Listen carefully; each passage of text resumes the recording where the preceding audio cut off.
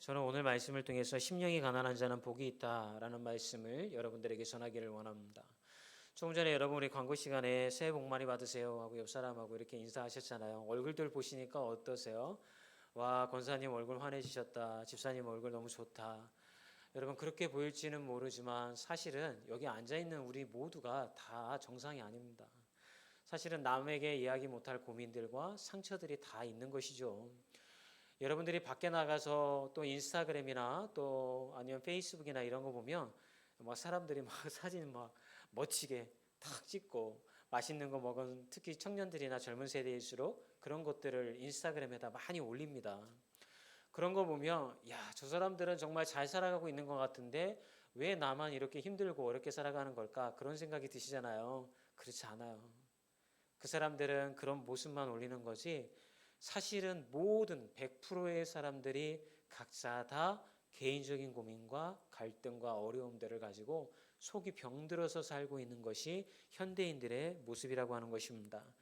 저도 그런 고민들과 갈등 가운데 어떻게 하면 우리 교회가 정말 그런 현대인들에게 소망을 줄 수 있는 교회가 될 수 있을까 고민하다가 결국 다다른 곳이 영혼의 힘이 있는 교회라고 하는 표에 다다르게 되었다라는 것이죠. 그래서 저는 오늘 1월 한 달 동안 여러분들에게 말씀을 나눌 텐데 어떻게 하면 영혼의 힘을 얻을 수가 있을까? 그런 어떤 제목을 가지고 성경의 말씀들을 1월 한 달 동안 차근차근 여러분들에게 함께 나누도록 하겠습니다. 그런데 여러분 뭔가 영혼의 힘이 있고 잘 되는 인생이 되려고 한다면 첫 번째 여러분들에게 딱 드는 생각이 뭐예요? 어떻게 될 때에 여러분의 삶에 평안이 오고 걱정과 근심 없을 것 같아요? 대부분의 사람들은 돈, 물질 이런 것들이 내가 원하는 만큼 필요한 만큼 내게 들어오고 넉넉하게 있을 때에 평안하다라고 생각을 합니다. 여러분 우리만 그렇게 생각하는 거 아니에요. 성경에 보게 되어지면 오늘 본문 말씀에 예수님께서 제자들을 모여놓고서 8가지 복에 관한 말씀을 사실은 전해주는 것이 오늘 본문의 내용인 것입니다. 그런데 제자들도 생각을 했을 때에 그들의 인생이 잘 되는 인생, 복받은 인생, 그런 인생이 되려고 한다면 어떤 복을 받아야 된다고 생각을 했을까요? 첫 번째는 잘 나가는 인생, 물질의 풍부함이 있는 인생, 세상 사람들로부터 인정받는 권력을 가지든 무엇을 가지든 인정받는 인생이 되고자 하는 것이 우리와 마찬가지로 제자들의 마음에도 똑같이 있었다라고 하는 거죠. 그런 마음을 가지고 있는 이 제자들에게 갑자기 예수님이 복에 관한 말씀을 전해주신다는 거예요. 그러니까 여러분 이 제자들의 눈이 딱 하고 막 떠지겠어요. 귀가 쫑긋거리지 않겠어요? 드디어 예수님께서 우리가 어떻게 하면 성공한 인생을 살 수 있을까? 이런 복에 관한 말씀을 딱 전해주시는구나. 그래서 마음을 가다듬고 귀를 쫑긋 세우고 눈을 막 초롱초롱하게 뜨고 예수님의 말씀을 들으려고 딱 앉았어요. 그랬더니 처음에 예수님께서 이야기하시되 5장 1절에서 3절에 이르시기를 예수께서 무리를 보시고 산에 올라가 앉으시니 제자들이 나온지라 입을 열어 가르쳐 이르시되 심령이 가난한 자는 복이 있나니 천국이 그들의 것입니다. 와, 제자들의 생각과는 정반대되는 얘기를 하는 거예요. 얘들아 내가 이스라엘의 왕이 될 거야. 내가 십자가를 지기를 하지만 나는 이 나라를 통치하는 왕이 될 것이고 너희들은 내 좌와 우에서 나의 협력자가 되어서 이 나라를 다스리게 될 거야. 나와 끝까지 동행하렴. 이런 복에 관한 이야기를 했다고 한다면 제자들의 마음이 굉장히 흥분되었을 거예요. 그렇구나. 이제 내 인생도 한번 잘 나가는 인생이 될 수 있겠구나. 그런데 웬걸요? 예수님은 이상한 이야기를 합니다. 심령이 가난한 자가 복이 있다니요. 심령이 가난은 지긋지긋하고 가난은 저주받은 것이고 금수저로 태어나지 못한 것이 천추의 한인데 가난을 얘기하는 예수님 그것도 심령이 가난해져야 된다라고 그 사람이 복이 있고 천국이 그들의 것입니다 라고 그렇게 이야기를 합니다. 결국 예수님이 생각한 복과 제자들이 생각한 복에는 차이가 있다는 것을 이야기해 주신 것이죠.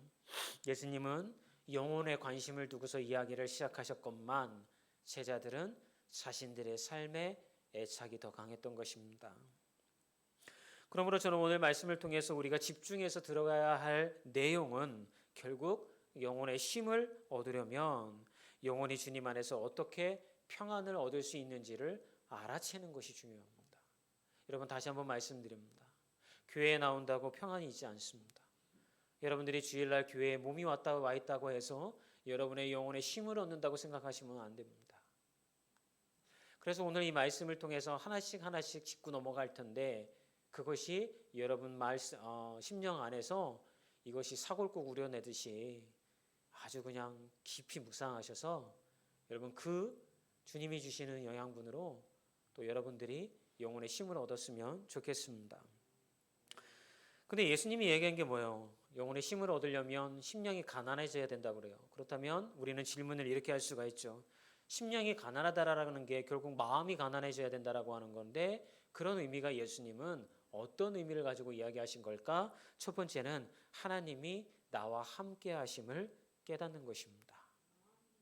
여러분 오늘 여기에 심령이 가난한 자라고 하는 가난한 자 그 원어 헬라어로 보면 이제 푸토코스라고 하는 단어를 써요. 근데 그게 무슨 뜻이냐면 극빈자, 산산이 부서진 자 이런 뜻입니다.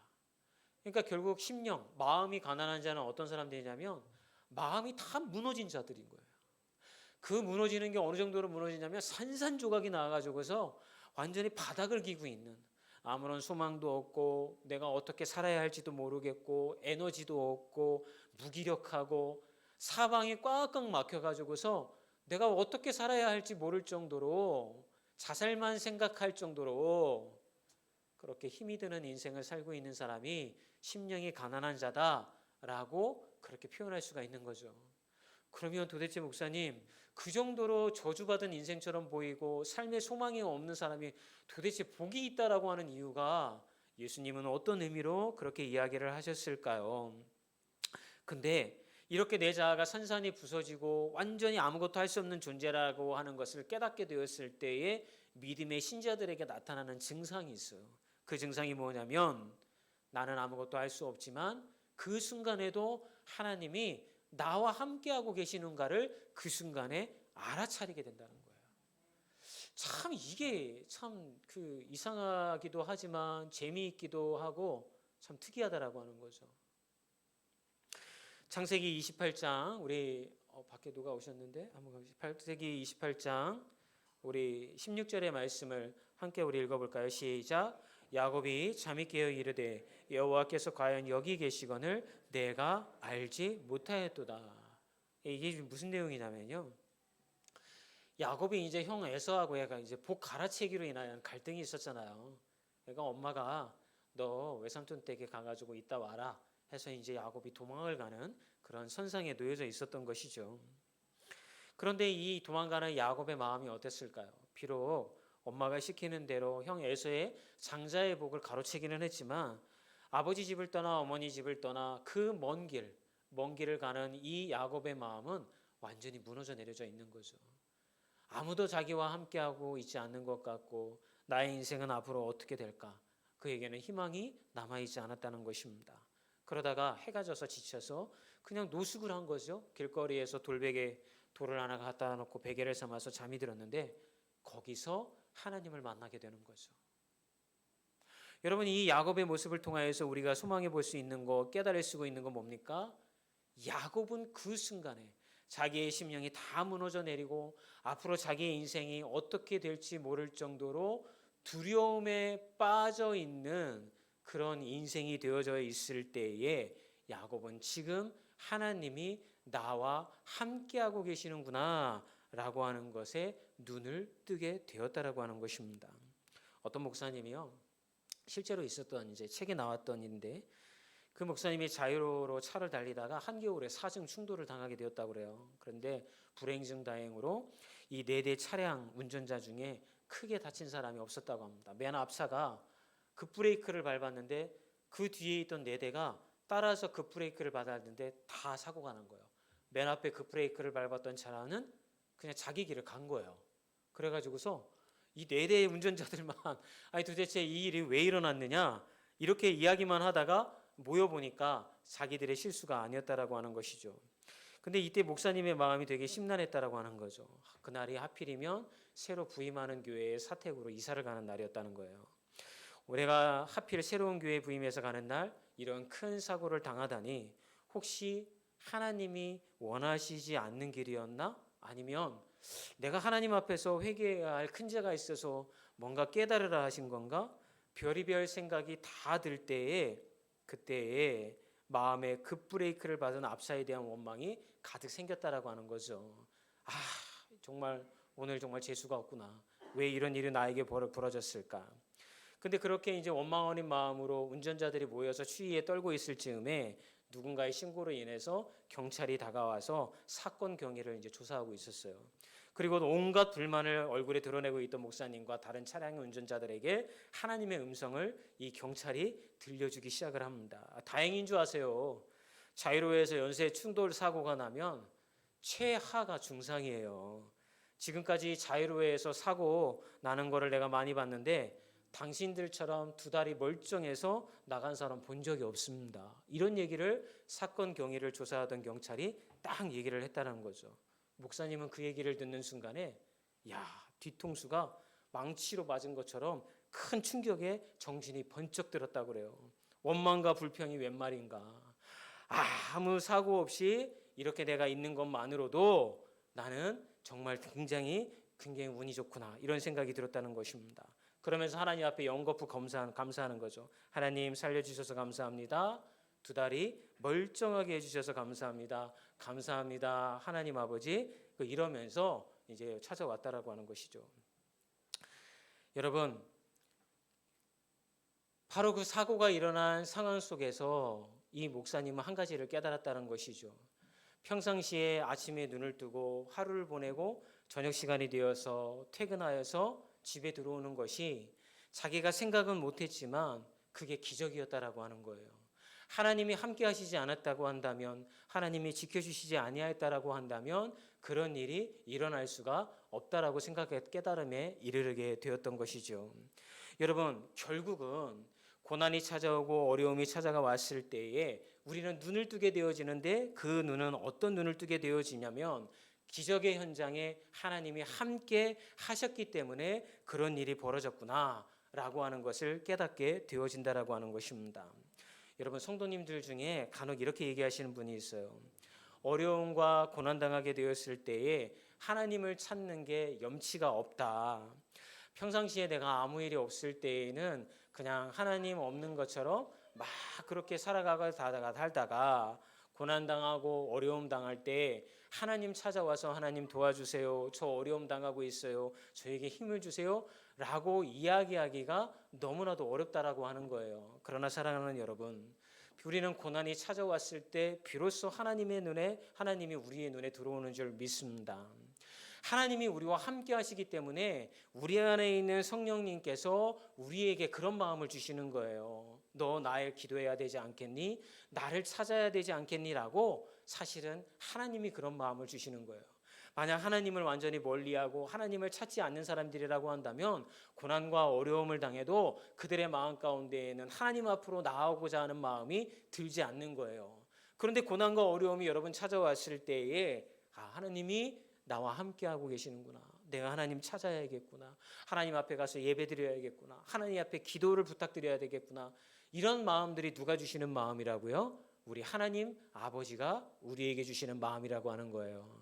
근데 그러면 우리의 생각과 하나님의 생각과 어디에 차이가 있어요?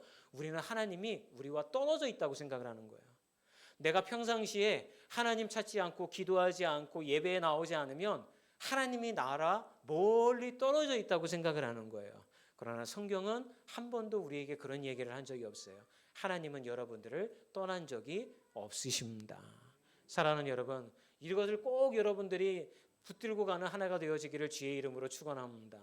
하나님은 여러분들을 떠난 적이 없어요.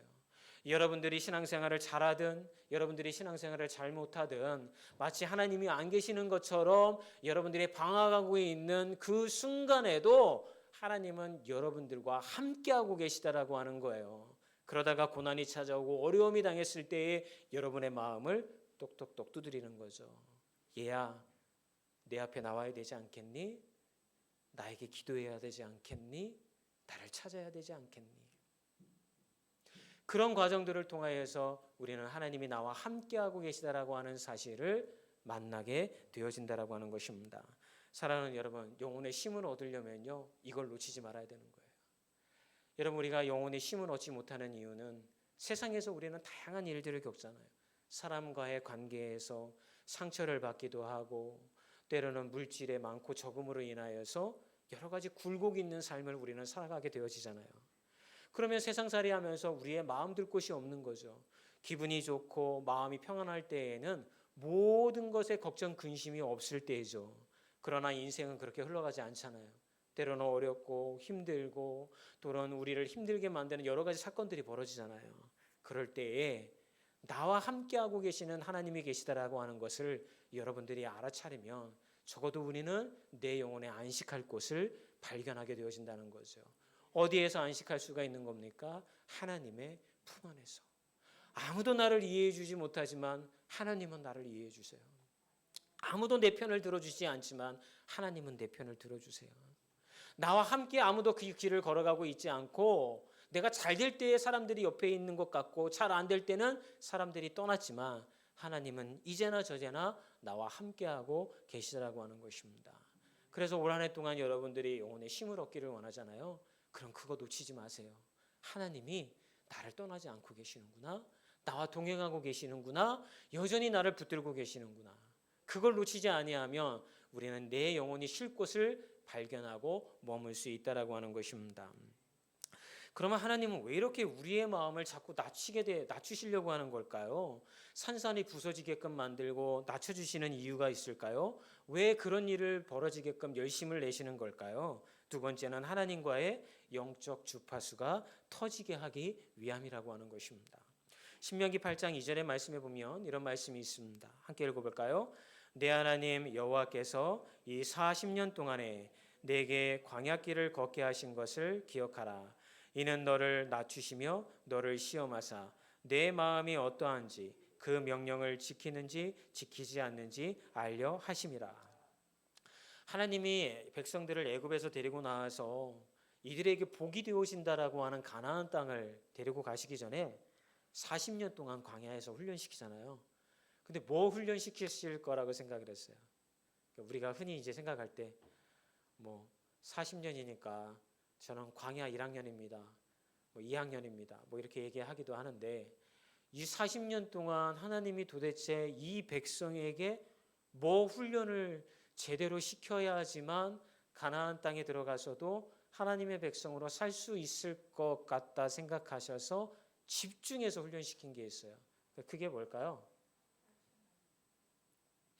제가요 가는 기가 좀 먹었어요. 그래서 잘 안 들리는데요. 왜 도대체 하나님은 그렇게 하셨을까요? 낮아지게 만들어요. 이 이스라엘 백성들이 여러분 노예 생활을 했지만 여러분 사람의 개인적인 심령은 그것과 상관없는 거예요. 우리의 죄성은 끊임없이 내 스스로가 높아지기를 원하고 내가 중요한 위치에 있기를 원하고 영향력을 미치기를 원하는 거죠. 그 대표적인 사람들이 누구였어요? 고라의 자손들. 제사장 직분에 서 있었던 고라의 자손들이 모세에게 여러분 반항하잖아요. 하나님이 너에게만 계시를 주시더냐? 우리에게도 하나님이 말씀하신다. 너만 하나님의 뜻을 아냐? 우리도 하나님의 뜻을 안다. 그런데 너는 마치 하나님이 너하고만 대화하는 것처럼 우리에게 명령을 하니 우리는 그거를 받아들일 수가 없다라고 여러분 대항을 하죠. 그럴 때 하나님께서 땅을 갈라지게 만드시고 그 불구덩이 쓰고 고라의 자손들을 다 쓸어버리시죠. 여러분 우리의 마음은 다 그런 거예요. 내 위에 누가 있거나 여러분 그걸 못 보는 거예요. 내가 올라서야 되는 거예요. 그런 이스라엘 백성들의 마음을 하나님께서는 낮추시려고 광야 40년 동안 훈련시키는데 첫 번째 뭐 가지고 훈련시키셨나요? 먹고 마시는 것으로 훈련시키셨다는 거예요. 여러분의 인생, 저의 인생도 마찬가지지만 먹고 사는 문제가 굉장히 힘들고 어려워요. 그것에 대한 욕망을 억누를 수가 없는 거죠. 그런데 그 광야 40년 동안 이스라엘 백성들은 철저하게 하늘의 문이 열리고 만나와 메추라기와 하나님께서 쓴물을 마라의 단물로 바꾸시는 역사를 통하여서 뭘 정답을 주셨어요? 너희들의 먹고 사는 문제와 마시는 생명의 물까지도 내가 책임진다라고 하는 것을 이 백성들에게 가르치기를 원하셨던 거예요. 만약 여러분들이 광야와 같은 지금 삶을 살아가고 있다고 한다면 이 광야의 시간들을 쓸데없이 버리지 마세요. 내 인생은 왜 이러냐? 나는 왜 이렇게 풀리는 게 없냐? 나는 왜 이렇게 힘드냐? 남편 복도 없고 자식 복도 없고 나는 뭐 아무런 복이 없구나. 이런 것에 여러분들의 감정을 소모하지 말고 이 광야의 생활들을 통하여서 하나님이 지금 나에게 훈련시키시며 가르쳐 주시는 것이 있는데 오직 여호와 하나님이 내 인생의 주인 되시며 나의 삶을 이끌어 가시고 하늘의 문을 여시사 나의 삶을 주님께서 돌봐주신다라고 하는 것을 여러분 깨달으시기를 주의 이름으로 축원합니다. 그런데 이 모든 깨달음이 어떻게 될 때만 깨달을 수가 있을까요? 하나님과 나의 주파수가 개통이 되어져야 된다는 거예요. 여러분 주파수가 개통이 안 되면 여러분 혹시 산에 산골 깊숙이 가거나 멀리 가시면 핸드폰에 신호가 안 뜨시죠? 그죠? 그런데 언제 어디로 올라가면 이게 신호가 그나마 막 뜨던가요? 꼭대기로 올라가야 되는 거예요.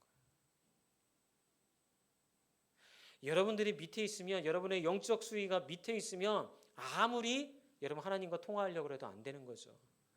그러나 주를 향하여서 여러분들이 심령이 가난해진 상태에서 주를 향하여서 올라가면 하나님과의 영적 주파수가 개통이 되어지는 줄 믿습니다. 새해에 이래저래 저도 바쁜 상황 가운데 저에게 들려진 한 권의 책이 있었어요. 흔들려도 오늘 다시라고 하는 그런 책입니다. 화면을 준비를 못했는데 흔들려도 오늘 다시라고 하는 그런 에세이 책이었어요. 근데 이 책에 나오는 이런 대목이 나와요. 지금은 대배우가 되신 윤여정 씨 아시죠?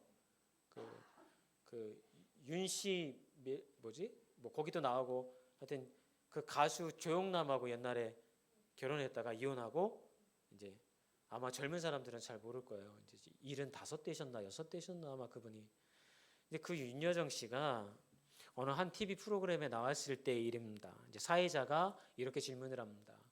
언제 연기가 제일 잘 되시던가요? 하고 얘기했더니 그녀는 꾸밈없이 이렇게 대답을 했다고 그래요. 돈이 급할 때요. 제가 그토록 혼이 실린 연기를 할 수 있었던 것은 줄인 배를 채우기 위함이었습니다. 정말 직설적이죠. 정직하게 얘기하는 거죠. 사회자가 이런 질문을 했을 때는 어떤 대답을 하면서 기대를 하면서 이 질문을 했을까요? 캐릭터를 분석을 하고 제가 그 사람이 됐을 것이라고 이런 식의 어떤 굉장히 멋있는 대답을 이루어질 거라고 생각을 했는데 이분은 딱 하는 말이 돈이 필요할 때요. 내가 배고프고 굶주렸을 때 최선을 다해서 나는 이 길밖에 없다. 이걸 통해서 내 생계가 해결이 되어져야 되기 때문에 나는 축구라고 이거 해야 된다라고 하는 그런 생각이 들었다고 얘기를 하시는 거예요. 그래서 그 책에서는 여러분 이렇게 얘기를 하는 거예요. 이분이 윤여정 씨가 연기에 집중할 수밖에 없었던 것은 물질의 광야, 생계의 어려움의 광야가 그녀에게 찾아왔기 때문에 그녀는 연기에 집중할 수 있었다라고 하는 거죠. 하나님이 왜 우리를 자꾸 낮추시는 걸까요? 여러분들을 왜 자꾸 광야로 내모는 걸까요? 그 광야로 내몰렸을 때에 하나님에게 집중할 수 있는 거예요. 우리는 그토록 원하는 복을 받아서 삶이 평탄해지고 모든 것이 잘 되고 걱정 근심 없는 그게 복받은 인생이라고 생각을 하지만 여러분 그때 가보시면 알게 될 거예요. 하나님과의 영적 주파수가 터지지 않아요. 아니 하나님을 찾지를 않아요. 하나님이 없어도 살만한데요. 왜요? 하나님 앞에 무릎 꿇지 않아도 견딜만 한데요. 왜요? 왜 찾아요? 어렵게 힘들게. 근데 고난이 찾아오고 광야가 찾아오게 되어졌을 때 비로소 우리는 우리의 시야에 하나님이 들어오기 시작을 하는 거예요. 다른 거는 아무런 소망이 없어요. 오직 하나님만이 내 인생의 출구이자 소망이 되어진다라고 하는 것을 그때서야 여러분 발견하게 되어지는 거예요. 그게 믿음이고 그게 신앙생활인 거예요. 근데 이게 안타까운 거죠. 그건 고난 당하기 전에 하나님에게 좀 집중하기를. 여기 지금 3층에서 공사하시는 분들이 믿음이 좋은 분들이 참 많아요. 제가 어제도 저희 화단에 나무 철거하는 그분 반장님하고 교회 집사님이시더라고요. 얘기를 나눈 것 가운데 어떻게 살아오셨나요? 이야기를 하다 보니까 이분도 옛날에는 이 공사를 통해서 돈을 많이 버셨대요. 집도 여러 채 사고 사업이 잘 됐대요. 근데 그렇게 됐을 때에 자기가 허튼 짓을 좀 했대요. 돈이 많고 좀 사업이 잘 되니까 교만해져 가지고서 좀 그렇게 살았대요. 그래서 집도 날라가고 빚도 엄청 치고 완전히 밑바닥까지 떨어졌을 때 그때서야 비로소 하나님 제가 잘못했습니다. 하나님 제가 남은 여생 주를 위하여서 최선을 다해서 살겠습니다라고 회개하며 하니까 하나님께서 그 지금 하시는 일들을 통해서 숨통을 조금씩 그것도 그런 거 있잖아요. 그런 거 경험해 보셨어요? 하나님은 한 번에 우리가 기도한다고 그래서 막 뭔가 길을 팍 열어주셔가지고서 이렇게 안 해주시더라고요. 죽지 않을 만큼만. 그 느낌을 저도 아는데 어떤 느낌이냐면 제가 물속에 들어갔을 때에 빨대를 제 입에다 꽂고 빨대를 물 바깥으로 내놓은 상태에서 겨우 숨만 깔딱깔딱 쉬며 죽지 않을 정도로만, 그 정도로만 하나님이 우리를 살려놔 주시는 거야. 왜 그럴까요? 교만해지지 말라고. 그런데 그 깔딱깔딱 숨을 쉬는 과정 가운데 여전히 하나님 붙들고 하나님의 자녀로 살아가려고 하는 사람들에게 숨구멍을 점점 넓혀주시는 거예요. 그러니까 그분이 이렇게 얘기를 하는 거예요. 작년과 올해 하나님께서 일감을 더 많이 주시더라고요.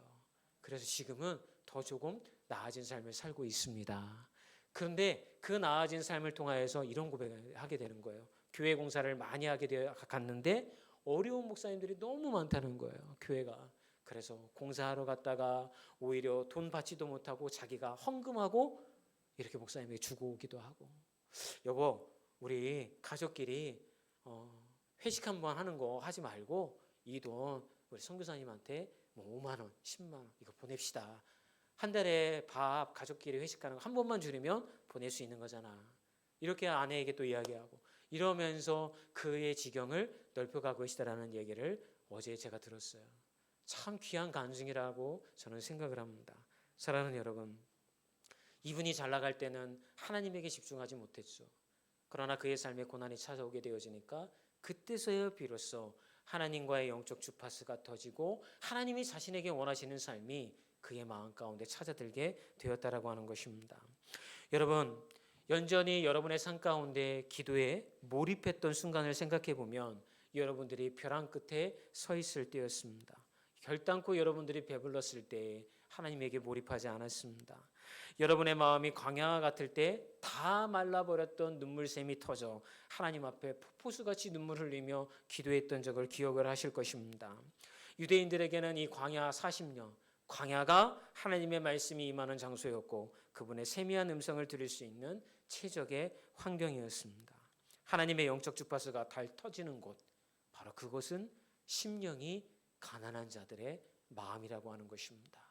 그래서 예수님은 그들에게, 제자들에게 얘기하는 거죠. 심령이 가난한 자가 그래서 복이 있는 거야. 그 심령이 가난한 자들이 복이 있기 때문에 천국이 저들의 것임인 거야. 천국은 어떤 곳이에요? 하나님과 같이 있는 곳이잖아요. 심령이 가난하니 하나님과 영적 주파수가 터지고 하나님과 소통이 되어지니 바로 그들이 살아가고 있는 바로 그곳이 천국이 되어졌다라고 하는 것입니다. 이 책에서 아주 잘 표현한 문장이 하나 있더라고요. 너무 멋있어가지고 제가 여러분들한테 표현해주고 싶어요. 광야는 휴대폰 신호가 잘 터지지 않는 대신에 영적 주파수가 잘 터지는 곳이다. 너무 멋있지 않아요? 야, 어떻게 이런 문구를 생각해냈을까? 그 에세이를 쓰신 목사님 참 깊은 묵상을 하신 것 같아요. 광야는 휴대폰 신호가 잘 터지지 않는 대신에 영적 주파수가 잘 터지는 곳이다.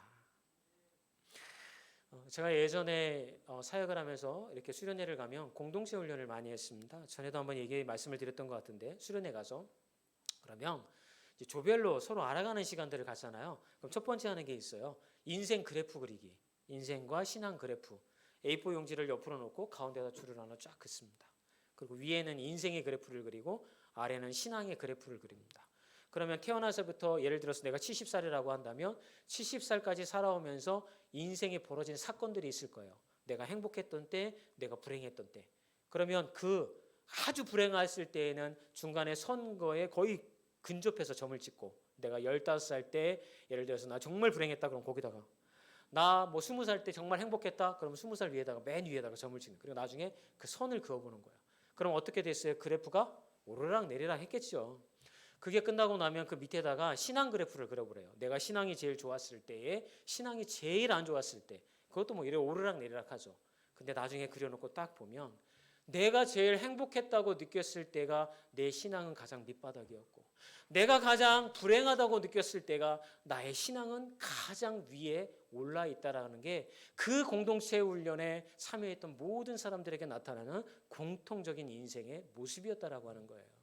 여러분의 삶에 광야가 찾아오고 어려운 거 다 압니다. 힘이 들고 어려운 거 너무나도 다 압니다. 바로 그때가 하나님과 영적 주파수가 통하여서 하나님과 동행하며 안식을 얻을 수 있는 기회가 여러분들에게 찾아온 거예요. 그때를 원망과 시비와 한숨의 시간으로 보내지 말고 그런 과정들을 통하여 하나님을 만나 하나님이 나의 주인 되시고 나와 동행하고 계시고 인도해 가신다라고 하는 것을 말씀을 꽉 붙들면 그 인생에는 영혼의 안식이 반드시 임합니다. 하나님 앞에 그렇게 서 있는 자들에게 하나님이 안식을 주시고 쉼을 허락하십니다. 그리고 새 힘을 주셔서 독수리 날개쳐 올라가듯이 세상을 향하여서 다시 돌아갈 수 있게 되어진다는 거예요. 여러분, 우리는 인생을 살아가면서 여러분 넘어진 거 숫자 세는 거에 급급해요. 나는 이렇게 도전해봤는데 다 실패했어. 이것도 안 되고 저것도 안 되고 내 인생은 정말 안 되는 인생인 것 같아.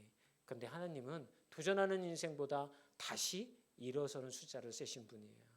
광야에서 일어나 하나님과의 영적인 교통을 통하여 믿음의 도전들을 다시 해보는 여러분들이 되신다고 한다면 바로 하나님께서 이야기하신 심령이 가난한 자는 복이 있나니 천국이 저희 것이며 라고 하는 그 말씀, 천국을 누리는 바로 여러분들이 저는 되실 줄 믿어 의심치 않습니다.